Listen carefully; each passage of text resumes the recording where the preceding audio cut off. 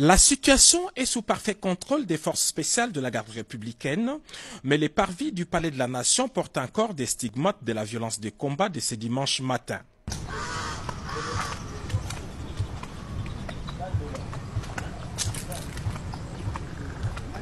Selon les informations que nous avons recueillies sur place, les commandos avaient organisé son attaque en deux groupes.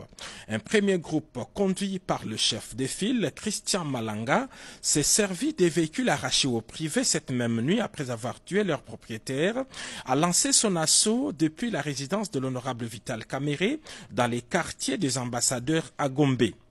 Équipés des drones et autres armes automatiques, ils sont arrivés par ces minibus Esprit de Vie et attaqué immédiatement la résidence. Après une forte résistance et l'arrivée du renfort, les groupes des sieurs Christian Malanga a pris la direction du Palais de la Nation, se servant même de la Jeep escorte de la police affectée chez Vital Kamerhe et dont les conducteurs avaient été préalablement neutralisés. L'escorte criminelle a foncé la barrière du Palais de la Nation dans l'objectif de faire jonction avec un autre groupe de assaillants et mercenaires étrangers prépositionnés dans les marécages le long du fleuve.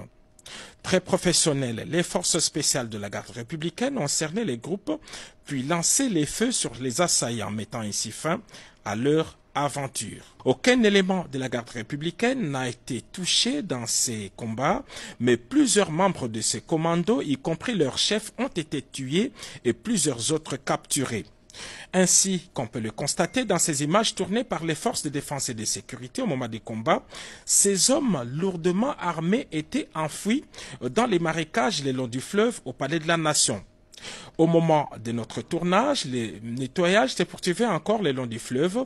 C'est en ce moment que ce militaire déguisé en fou a été capturé.